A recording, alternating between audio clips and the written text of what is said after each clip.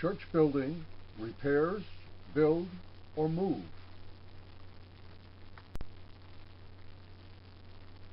Back in 1900, the land ownership in most of the western portion of North Greenfield is shown here. The yellow circle is the old Honey Creek settlement, and the red square is our present location. Our membership reached 124 in 1911. In 1916, the trustees of the First Baptist Church of Greenfield purchased 4 standard 30-foot wide lots at 80th Avenue in Summit for $710 at the area outlined in red as a site for a new church building. This was the legal description of the land. Part of the northeast 1/4 of Section 4, Town 6 North of Range 21 East. We've heard those words before. It was located in the pink square inside the dark blue oval. World War I halted planning, and 19 sons of our families were called into military service. All returned safely. In 1919, our church building needed renovation, and the town was going to pave 77th Avenue, now 84th Street, with us paying our share.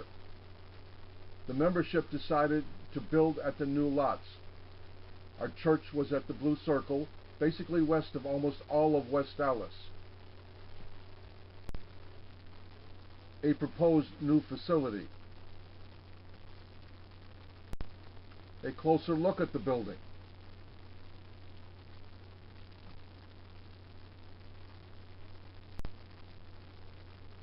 The eventual 84th Street had a streetcar link to the Beecher Street line, which ran past our church. The corner of the eventual 84th Street and Lapham Street, a streetcar dispatch and storage area. Looking west on Lapham Street by the rail spur that previously had forced the church's move. Please note the multiple wires over the street. This shows our previous move in light blue, and in pink the 4 lots we had purchased. In 1920, after much discussion, we decided to postpone building new and to move the existing building to the new location. The brown lines represent a pair of streetcar tracks with overhead wires. The building was rolled on logs, possibly over the route in blue. A tall church building would require the removal of the streetcar's power lines for 1 block on the eventual 84th Street and 3 blocks on the eventual Lapham Street. The motive might have been by National Avenue, where only 1.5 blocks of streetcar wire were involved. When the building had passed over a log, that log was moved to the front of the building. This process went on log by log. It was reported that the pastor F.F. Parsons supervised every step of the way. Once moved, the building was renovated and rededicated. The hope was that the church soon would be overcrowded and that they would be forced to build as soon as possible. This 1910 insurance map shows few homes in the neighborhood.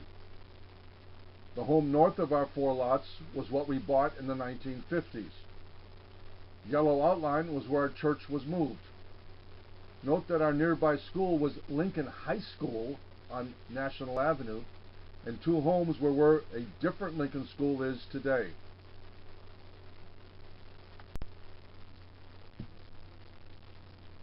In 1923, at the purple rectangle in the blue oval, we purchased a 1920 home basically across the street as our new parsonage on 1 1/2 lots with 45 feet of frontage. Meanwhile, more people began coming to our church, but that is another story. Next time, we will talk about a mission church.